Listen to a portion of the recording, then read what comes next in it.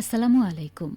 বাংলাদেশ বেতার রাজশাহী স্থানীয় সংবাদ পড়ছি সাজরিন খান খুশবু। আগামীকাল জাতীয় ও আন্তর্জাতিক যুব দিবস। এবারের প্রতিপাদ্য প্রযুক্তি নির্ভর যুবশক্তি বহুপাক্ষিক অংশীদারিত্বে অগ্রগতি। দিবসটি যথাযোগ্য মর্যাদায় উদযাপনের লক্ষ্যে রাজশাহী জেলা প্রশাসন ও যুব উন্নয়ন অধিদপ্তরের যৌথ উদ্যোগে নানা কর্মসূচি গ্রহণ করা হয়েছে। দিবসটি উপলক্ষে দুপুর 12টায় জেলা প্রশাসকের কার্যালয় চত্বর হতে যুব র্যালি বের করা হবে। র্যালি শেষে জেলা প্রশাসকের সম্মেলন কক্ষে দিবসটির প্রতিপাদ্যের ওপর আলোচনা সভা অনুষ্ঠিত হবে এবং একই স্থানে যুব ঋণের চেক, ক্রেস্ট এবং সনদ তুলে দেওয়া হবে।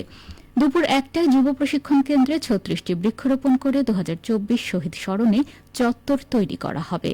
অনুষ্ঠানে জেলা প্রশাসক আফিয়া আক্তারের সভাপতিত্বে প্রধান অতিথি হিসেবে উপস্থিত থাকবেন রাজশাহী বিভাগীয় কমিশনার খোন্দকার আজিম আহমেদ।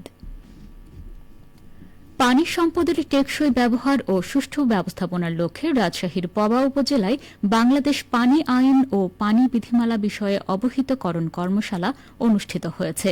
আজ সকালে উপজেলা পরিষদ মিলনায়তনে অনুষ্ঠিত কর্মশালায় সভাপতিত্ব করেন উপজেলা নির্বাহী কর্মকর্তা আরাফাত আমান আজিজ।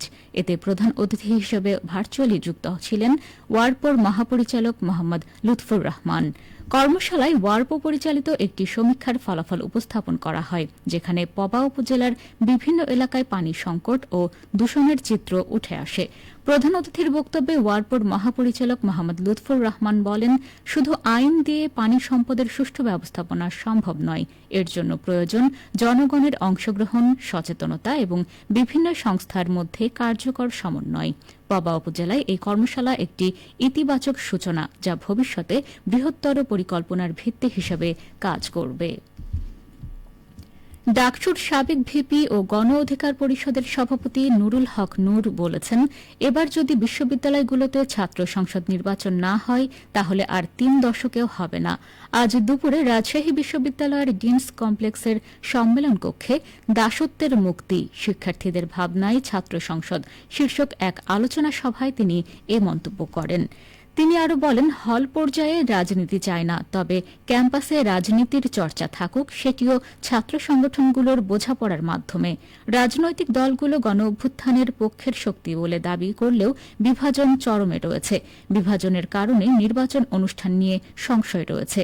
আলোচনা সভায় আরও বক্তব্য রাখেন রাজশাহী বিশ্ববিদ্যালয়ের ছাত্র উপদেষ্টা অধ্যাপক আমিরুল ইসলাম। চাঁপাইনবাবগঞ্জের শিবগঞ্জে পদ্মা নদীর ভাঙন কবলিত এলাকা পরিদর্শন করেছে উপজেলা প্রশাসন। গতকাল উপজেলার দুর্লভপুর, পাঁকা ও উজিরপুর ইউনিয়নের বিভিন্ন স্থান পরিদর্শন করা হয়। এ সময় বাড়ি বাড়ি গিয়ে বন্যায় ক্ষতিগ্রস্ত ব্যক্তিদের তালিকা প্রস্তুত করা হয়। কর্তৃপক্ষ জানায়, দুর্লভপুর ইউনিয়নে পদ্মা নদীর ভাঙনে বন্যা দুর্গত 110 জন ব্যক্তির তালিকা তৈরি করা হয়েছে।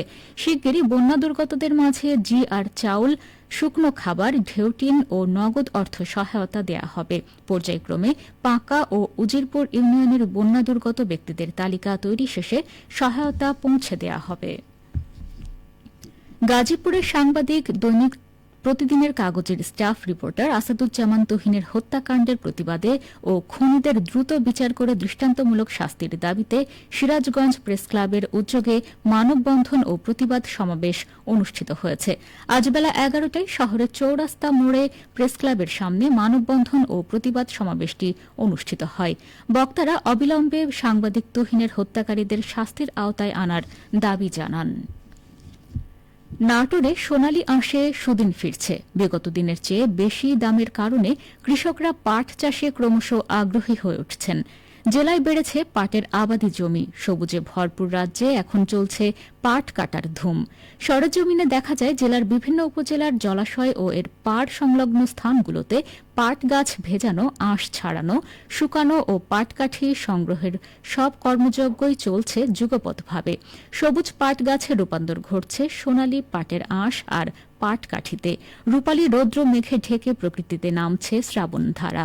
এর সঙ্গে সহাবস্থান করে গ্রামীণ জনপদে কৃষকরা মেতে উঠেছেন পাট উৎসবে। নাটোর কৃষি সম্প্রসারণ বিভাগ সূত্রে জানা যায়, চলতি বছর জেলায় লক্ষ্যমাত্রা ছাড়িয়ে পাটের আবাদ হয়েছে। ২৯,৮০৯ হেক্টর জমি আবাদ লক্ষ্যমাত্রার বিপরীতে আবাদ হয়েছে ৩০,৮৮০ হেক্টরে। এক দশক আগে জেলায় পাটের আবাদি জমি ছিল চলতি বছরের প্রায় অর্ধেক। হেক্টর প্রতি পাটের গড় উৎপাদনও বেড়েছে। ইতোমধ্যে ১৩,৩৩০ হেক্টর জমির পাট কাটা হয়েছে। মোট উৎপাদন ৪৬,৪৯৯ টন, অর্থাৎ জেলায় বিঘা প্রতি পাটের উৎপাদন প্রায় ১২ মণ। সবশেষে আবহাওয়া।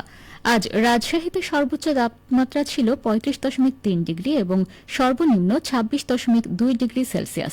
বিকেল ৩টায় বাতাসে আপেক্ষিক আর্দ্রতার পরিমাণ ছিল ৬৭%। রাজশাহী ও পার্শ্ববর্তী এলাকায় আজ সূর্যাস্ত সন্ধ্যে ৬টা ৪২ মিনিটে। সংবাদ শেষ হল। আমাদের পরবর্তী স্থানীয় ইংরেজি সংবাদ সন্ধ্যে ৬টা ৫ মিনিটে।